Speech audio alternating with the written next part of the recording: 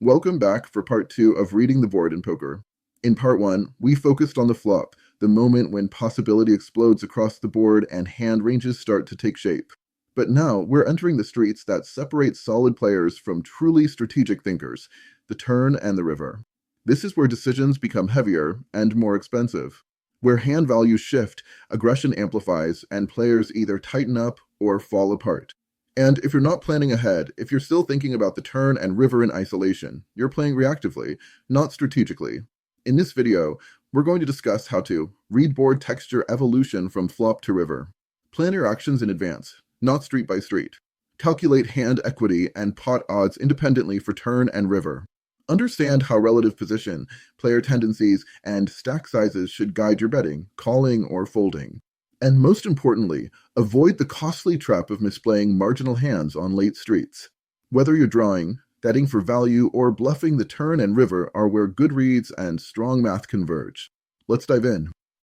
Once the flop hits, everything changes. The guessing ends and the real thinking begins.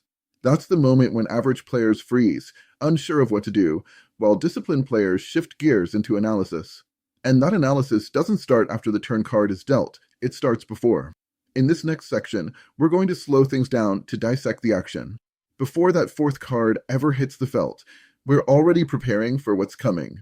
Stack sizes, positions, pot odds, blockers, table image, player tendencies. If you're waiting to react to the turn, you're already behind. Let's break it down. Identify all players still active after the flop. Assess their playing style, tight aggressive, loose aggressive, or are they passive? Are they capable of floating, trapping, semi-bluffing? Consider your table image. Is it tight, aggressive, or wild? Your table image can help shape how your opponents react to you. How many players saw the flop? If there are 3 or more, this will impact the math and how the hand plays out. Let's look at stack sizes and stack to pot ratio. Are stacks deep, short, or medium? Calculate stack to pot ratio. If stack to pot ratio is low, say less than 2, then a single turn bet might commit a player. In deep stack spots, maneuverability and discipline are critical. How about relative position? Have player positions changed? Understand how relative position has potentially shifted the betting order. As an example, if you were under the gun +1 and the under the gun player folded, you're no longer fourth to act, you may now be third or even first, depending on the status of the blinds. Small and big blinds folding can shift you closer to early position. Your relative position and that of your opponents will impact how you play. Was there a pre-flop raise? If so, who raised and from what position? How does that player's style influence post-flop decisions? Are they tight aggressive or loose aggressive? If the pre-flop raiser is still in the hand, how has their relative position shifted? Are players behind them showing interest or disengagement? Now let's think about the pot odds, hand equity, and the next 2 streets. First, count your outs. How many cards improve your hand? Calculate odds to complete your hand on the turn and river individually, not combined, unless no further betting is expected, as with an all-in situation. As an example, a flush draw is 19% probability to complete on the turn or 4.2 to 1 odds. If you are in an all-in situation and there will be no side pots, meaning no more betting, then your probability to hit either the turn or river is about 35% or 1.81 to 1 odds. If you are the one doing the betting, determine sizing based on pot size, number of players, player types, your position, and stack depths. Ensure your bet is sized so as not to offer correct pot odds for your opponent to draw. Force them into making mistakes. If you're facing a bet, do your pot odds justify a call for the turn card?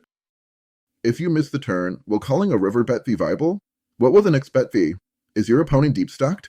If you hit, will he still bet or call? How much? Will implied odds come into play? You also need to consider reverse implied odds. Will completing your draw still lose to a better one? Weak flushes and low straights are common traps. We also need to consider blockers, board texture, and line consistency. Do your whole cards block the nuts or key combo draws? Is the board getting scarier, increasingly coordinated, monotone, or connected? Is your story consistent? Are you representing strength or chasing? Have you set up your image and actions to be believable? And the final question before the turn hits, are you pot committed or is your opponent? What's your ideal turn card? What's your nightmare? How will you proceed based on each likely turn scenario? This structured pre-turn analysis ensures you're not reacting blindly once the turn hits. Great players are already a street ahead in their thinking, and they've priced every move before the dealer ever burns and turns. Now that you've assessed who remains, stack sizes, your position, pot odds, and strategic posture, it's time to see what the turn card brings and respond with precision. The turn is the most important street in poker. Why is that? Let's take a look at what happens with the turn of a single card. First, hands become more defined, often placing a flopped top pair type hand at risk. The pot often doubles. Bluffs become more expensive and increasingly risky, especially in multi-way pots. What do we need to do? First, reevaluate the board. 1. Did the turn complete a draw? Look for possible open-ended straight draws. Flush draws. Gut shots. 2. Did the turn create new draws? Backdoor flush and or straight draws are ever present. Two-tone boards become three-tone. 3. Did the hand ranking shift? There may now be a new top pair. Two pair and even sets may now face more threats. The turn provides critical information about opponents' potential hands, allowing players to make more informed decisions. Observing reactions to the turn can help gauge opponents' strength and intentions. Decisions made on the turn can set the stage for the river and the final outcome of the hand. Players often need to balance aggression and caution based on the turn card's implications. Overall, the turn is pivotal in shaping the flow of the game and determining the strategies players employ. The turn card is on a board. We've assessed the impact. So what do we do next? We repeat the same process that we executed in preparation for the turn card. The process doesn't change, only the information does. This is what is referred to as strategic recursion. Great poker players aren't learning a new process each street. They are repeating the same decision framework, but with updated information. Although the process won't change, the data will. The pot is bigger. Stack sizes are reduced. One or more players may be gone. The board texture has changed. Player images have evolved. Relative position may have shifted again.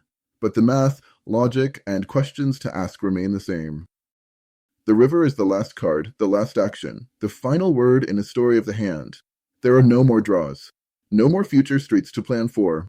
Just you, the board, your opponent, and the truth. This is the street where everything comes due. It completes hands, or wrecks them. It reveals traps, or springs them.